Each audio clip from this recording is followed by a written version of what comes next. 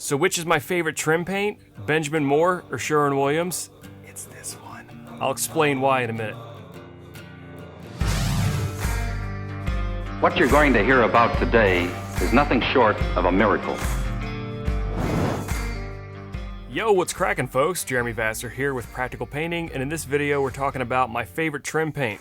As quickly as possible, I'm going to go over a few terms and then mention a few things you need to be aware of as you are in the process of painting the trim in your house or on whatever job site you are on. Okay, terms. So what is trim? Now there's trim on the interior and on the exterior of a house. For this video, we're talking about interior trim.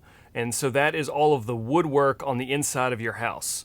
The terms trim and woodwork tend to be used interchangeably, and if you take a look at a typical room like a living room or a dining room, trim and woodwork will refer to the baseboards, the chair rail molding, the crown molding, doors, door frames, windows, and window frames. That's your kind of most typical trim you're going to see in residential applications, and that's what we're talking about in this video. Secondly, we are talking about latex-based trim paint. That's important to know because if you have trim that has been stained and polyurethaned or painted with an oil-based trim paint, you can't go straight over that with a latex-based trim paint. It's not going to adhere and it will come off at the lightest touch. So if you find yourself in that situation, you have a little bit more prep to do. I'm going to show you 3 products that you can use to address that real quick. I'm going to be making a separate video on how to convert latex-based trim to oil, but if you find yourself in that camp, I just wanted to throw this out there real quick. I'm not going to spend a lot of time on this, but I just wanted you to be aware because it's important.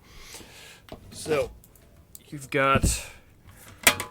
you have a product like this. This is a high bond adhesion primer from Sherwin-Williams. You can go straight over any trim that's been polyurethaned or painted with an oil-based product, and this will grip almost anything dry, and then you can go straight over this with a latex-based product.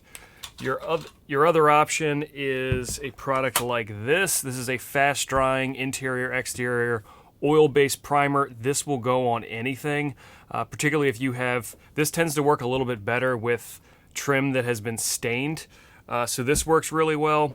It stinks a lot because this is oil-based, but then you can put latex right over top of this. And then lastly, one of my newer favorite products, this is the urethane trim enamel from, also from Sherwin-Williams, but this is their Emerald line. And they did some witchcraft with this paint because it's water cleanup, so it's like kind of a latex, but you can go straight over oil-based products with this, and it hardens really nice, and it's what they consider to be a cabinet-grade finish, so it tends to level out really nicely, and a lot of times you can get away with 2 coats.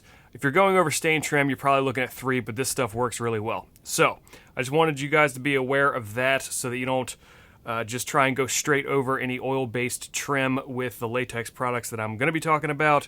You need to take a look at one of these, and again, I will be making a separate video on that whole process a little bit later down the line. The third and final item I need to discuss before we get into the actual products is what sheen should you be putting on your trim paint. If you want a more comprehensive explanation of sheens and finishes, I did a whole video about it. It was about 5 minutes, but I'll link it up here. But just for the sake of this video, I'll rattle off the levels of sheen real quick, and then we'll talk about them. So starting at the top, you've got high gloss, gloss, semi-gloss, satin, eggshell, matte, and then flat. So flat, matte, and eggshell are all pretty much used on the ceiling or the walls, so we can get rid of those. High gloss and gloss are a really aggressive level of shine, so for most people that's a little bit too shiny for their trim paint, and even a lot of brands of paint don't even come in those level of finishes for interior. So we can eliminate those top 2 for most people, unless you have a strong opinion one way or the other. And so now we're left with semi-gloss and satin. In recent years, we've noticed a few interior designers are pushing people towards using satin on their trim. It's kind of like, you know, if you want to be in the cool kids club, I guess you can go with that level of finish. It's, again, this comes down to personal preference, but I do think you may end up running into some durability issues. Generally, the higher the sheen, the more durable it is, and trim tends to get touched a lot. So, think about doors, people's grubby hands around the doorknobs and baseboards, like running your vacuum into it, that kind of thing. Which is why I tend to prefer Semigloss, as do almost all of my clients. So I find, and I bet, I'm going to guess like 97 to 98% of the homes that we paint in, we're using Semigloss on the trim. All right, so we've narrowed it down to interior latex-based Semigloss paint, which brings me to my favorite trim paints.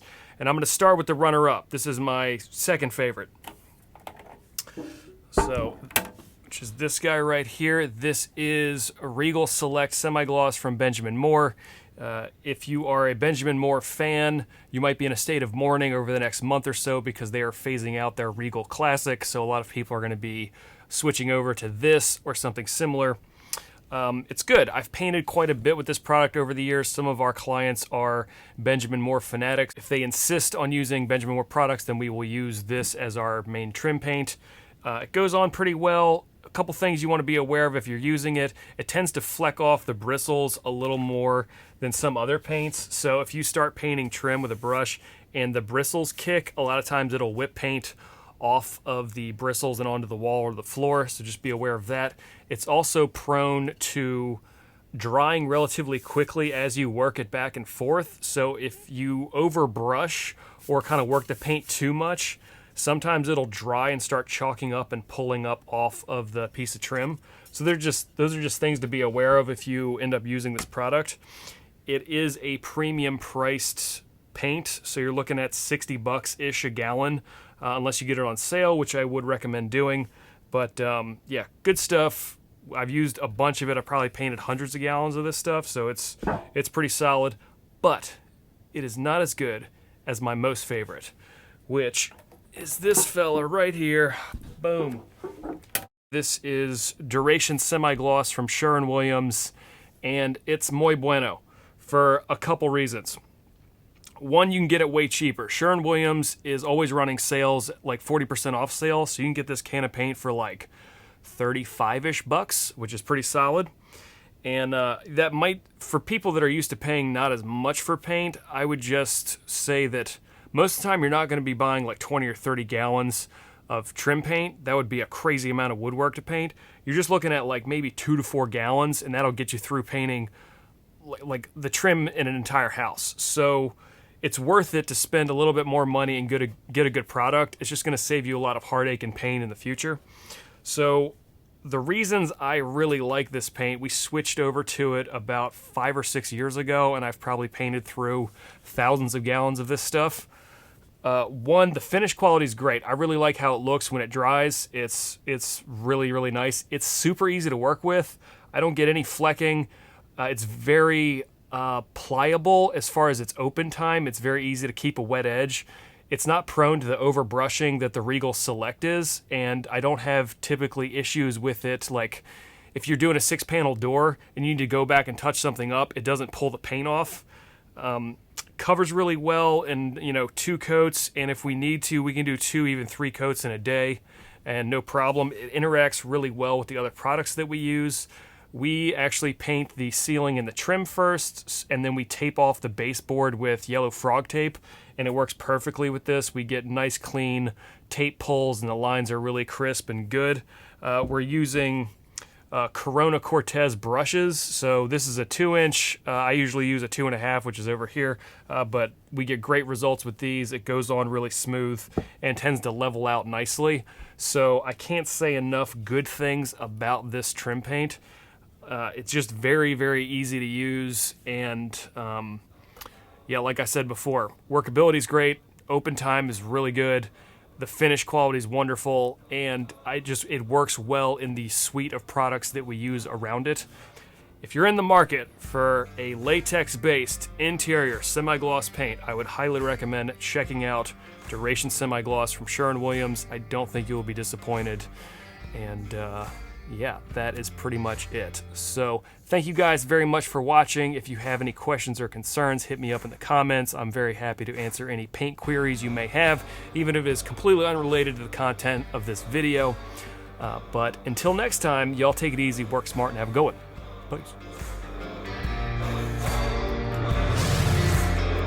Well, I've seen the fruits of my labor. What I built with my own hands.